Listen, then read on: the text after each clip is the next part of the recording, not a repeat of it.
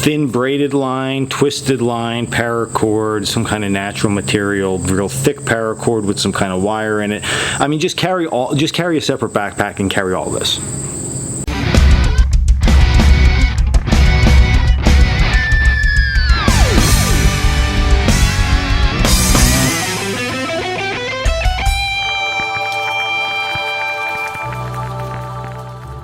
What's up guys, Dan here, Coalcracker Bushcraft. So no, don't carry a separate backpack, you know, I'm only kidding.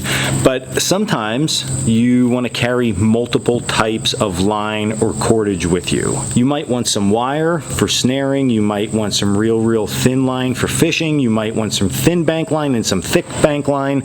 Generally, that's a pain in the butt because you have all these different little hanks of cordage, and if you think you need some, then you're digging around and you're rooting around. So how can you store that stuff? Well, that's what I'm going to show you today. I'm going to show you today an easy way to make a rope dog. I remember back when I was a little kid, I was probably younger than 10 years old, my grandfather had this little spool thing that he carried all these kinds of different little like twines and stuff on, and this is where I got the idea from. And it's actually a fun little project. You get to use all your tools, so you get to use your knife, your axe, and your saw if you want to. Otherwise, you can just use your knife or just your axe. You can't use just your saw, but everything else, yeah, you can get along with. So let's just dive right into it. All right, so we found ourselves a comfortable spot. We got our knife, we got our axe, we got our saw, all that good stuff. Now you're gonna have to get up from your comfortable spot and you're gonna have to go find yourself a piece of wood. In this case, I had a down piece of birch that I'm going to be using, and it's gonna work great. So we're gonna get our saw, if we don't have something like this, and go get it. Now, here's the thing with this project.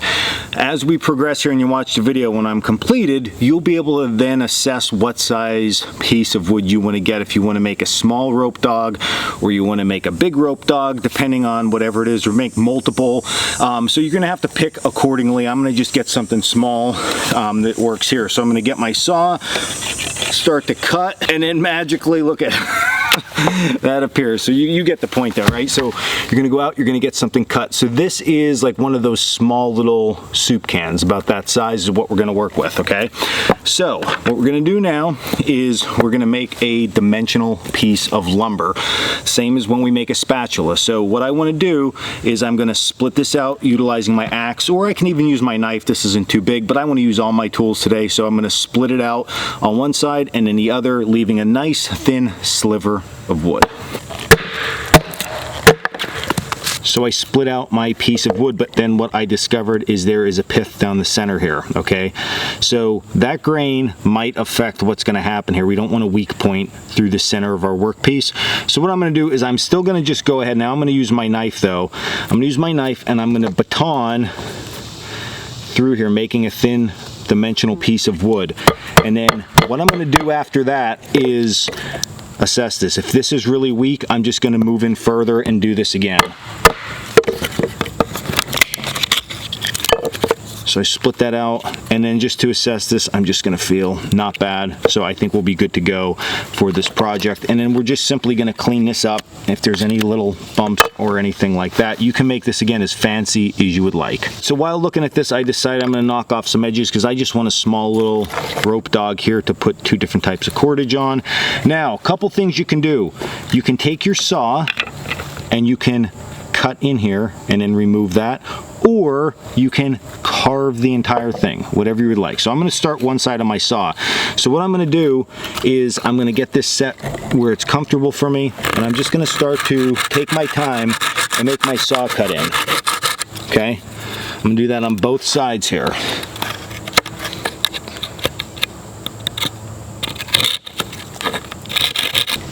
So as you can see, we put a top and bottom cut, and now I can use my knife to simply just split that thing out. Again, I can carve and clean all that up, or if I wanted to, I can sit and carve it with my knife. So for this, I'm just gonna saw out my other side the same exact way. When I do this, to carefully knock that out, because I can always go back and trim this up. All right, so what I'm gonna do now that I knocked out all of those pieces, okay, is I'm gonna sit, take my time, enjoy myself, and just carve a little bit, all right? But for the video, so we're not here forever, I'll just clean this up a little bit, and then we'll show you how we can load our rope on really nice and really easily. All right, so I finished up the project in the woods, headed back down to the classroom area where I actually loaded this thing up. So you can see, now I put 3 different kinds of cordage. I have jute on here. I have a real thin nylon line that I use on my navigation stuff often. And then I have this new braided line that I was playing around with. And all of this stuff I measured out. I have 12 foot of each on there. So you can see, again, you can make this thing bigger or smaller, but for me, I know just about how much I'm going to need and what I'm going to be using that stuff for, so it works really well. Or you could just use this for one solid type of line. So you can make a whole bunch of these, put them in your kit, and keep everything nice and organized. So hopefully you enjoyed this video. Fun project for everybody to do. Go out, try it, have a good time in the woods for the day, and then after you're done doing that, check us out at Coalcrackerbushcraft.com for all our classes, our blog, and our merchandise. You can also hit like and subscribe, and then the notification bell so you know when we're going to do cool stuff like this again in the future. So I hope you enjoyed this video. Again, have fun while you're out in the woods, and we always like to say before the video is over, stay in the woods.